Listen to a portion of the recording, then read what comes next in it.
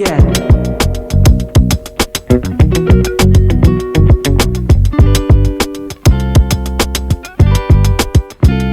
Natin kung masarap pa talaga.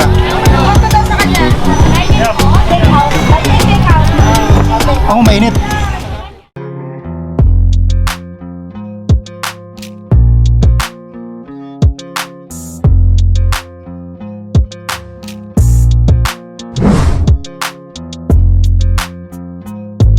Let's go.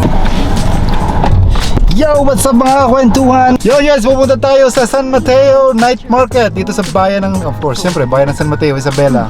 Hey! Kasama natin si Daddy! Yay! Kasama si Daddy! Manonood tayo ng basketball pero kain muna tayo kasi marami daw doong food stall.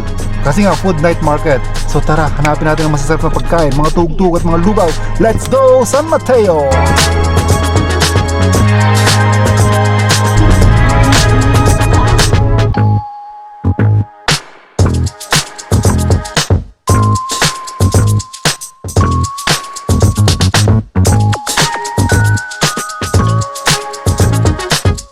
Actually guys, voluntarily ako mag-face mask pero mamaya pag maraming tao doon sa may area mismo ng night market, syempre for safety natin, magmamask tayo. Di ba? Yes. Usap-usapan dito guys na sa mga social media na masarap daw yung Go to Heaven ni Mang Lord Ring. Hanapin natin yung booth nila, tikman natin yung go to nila. Let's go!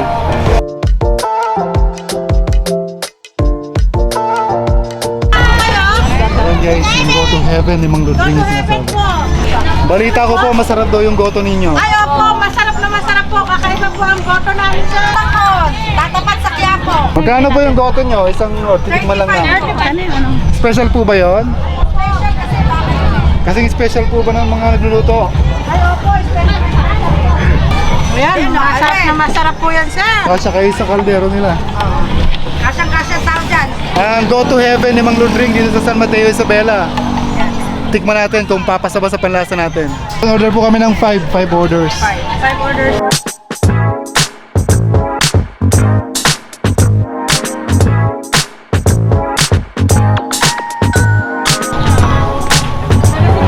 Lagyan natin ng kalamansi.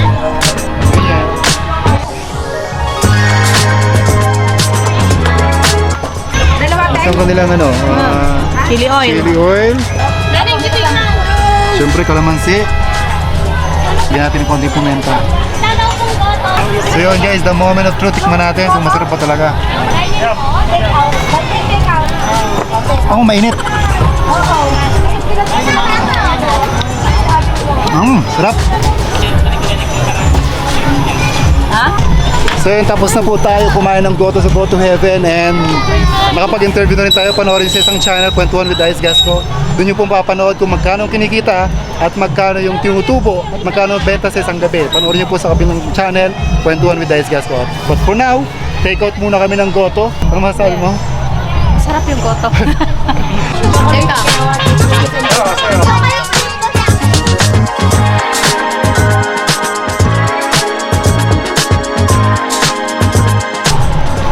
Hanggang saan naaabot ang 20 mo? Dito sa San Mateo, Isabela, aabot ang 20 mo sa mga healthy na, ano ba to? Milk tea na healthy. So, ano po bang name ng shop nyo? 20. 20. Kaya pala 20 ang presyo kasi 20. Make sense guys?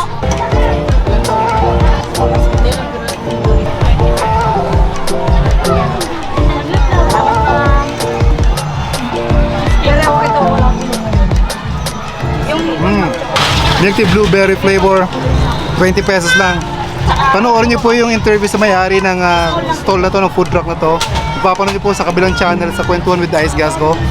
Halagang 20 ang sarap ng blueberry milk tea. So alamin natin kung magkano kinikita at magkano puhunan po sa kabilang channel. Panoorin niyo Kwentuhan with Ice Gasco. Mag-ice scramble naman tayo dito sa, anong pangalan po na ice scramble natin? Amber crumble, sir. Dito po tayo kumain ng ice scramble sa Amber Crumble Ice Scramble. Siyempre, San Mateo, Isabela pa rin tayo dahil sa night market nila.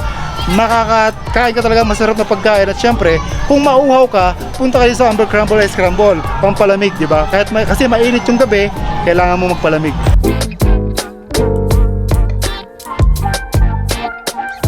Magkano po ang isang order, ma'am? Asahan niyo sa ice scramble po? May 50, may 90, may 70.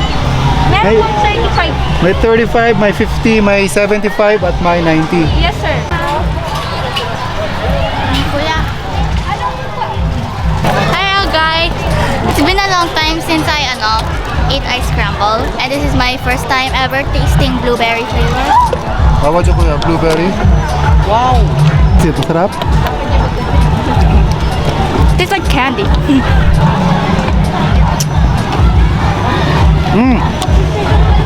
Amber Crumble Ice Scramble. Yung page nila, nasa baba yung link. Sarap. Dito pa rin tayo, San Mateo.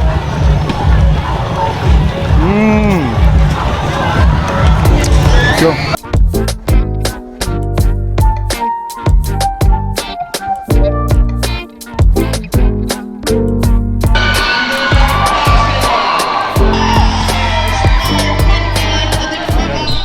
So guys, nalobat po tayo kanina and then nandito na tayo sa car para sa closing ng part 1 na to. Panoorin nyo pa next part kasi ang dami pang food na pwedeng kainin bukas. Not bukas, for the part 2 of this vlog.